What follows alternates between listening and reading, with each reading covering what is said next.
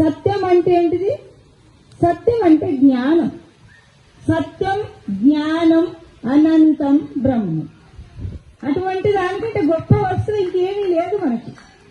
ఈ మానవ జన్మ రావడం చాలా ఉత్కృష్టమైనటువంటిది. ఈ యొక్క కోటి జన్మలు ఎత్తిన తర్వాత మానవ జన్మ వచ్చింది. ఏం జన్మలంటే మనకు వచ్చినాయి?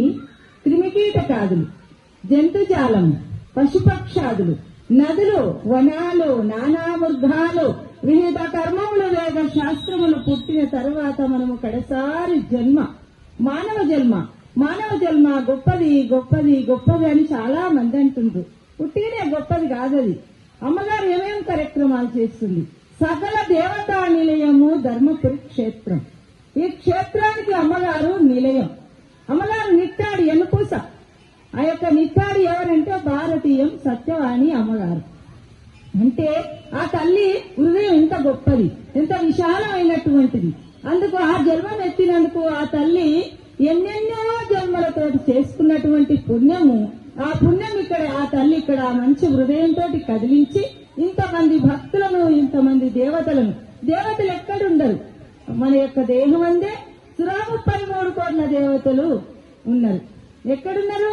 అంతటా ఎక్క అణువు లేకుండా మన లోపల దేవతలు. ఇయ్యదాకా అయ్యగారు నవగ్రహాల గురించి చెప్పిండు. నవగ్రహాలు మనలోనే ఉన్నాయి. కాబట్టి ఈ దేహాన్ని నుంచి ఈ దేవాలయాలు కట్టింది అమ్మగారు. బాగా తెలిసినటువంటి తల్లి.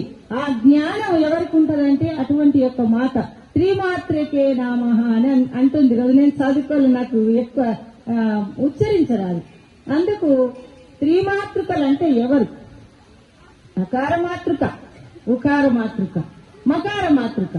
ఈ 4 కలిస్తే ఓంకారం అన్నటువంటి శబ్దం.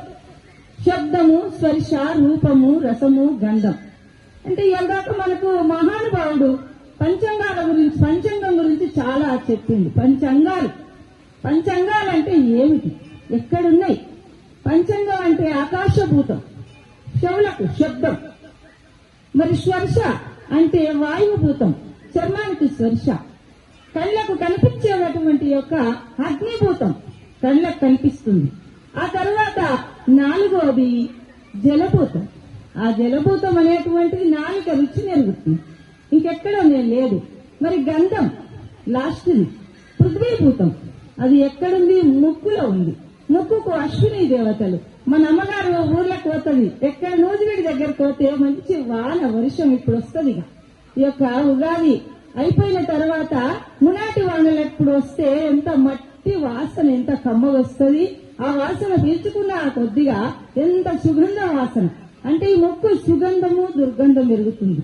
పంచంగాలు మన లోపలనే ఉన్నాయి, ఎక్కడ ఎత్తుకొని అవసరం లేదు. పంచభూతాలు ఈ తలకాయలనే ఉన్నాయి. ఇదే బ్రహ్మాండం. ఈ 5 కలిస్తే బ్రహ్మాండ పంచకం ఇది. అందుకు మరి నాకు ఇక్కడ పిలిచి ఆ తల్లి ఈ ఉగాది పర్వదినాన ఆ సంవత్సరం మరి ఏమో నామం నాయన విశ్వావాసు సంవత్సరం రోజున పర్వదినాన ఆ తల్లి చేతుల మీద మీ అందరి యొక్క సందర్భంలో మీ అందరి యొక్క సమక్షంలో నాకు తల్లి ఇచ్చిందంటే నాది ఎంత ఘనత, ఎంత పుణ్యం, ఎన్నెన్ని జన్మల పుణ్యం నేను చేసుకున్నాను.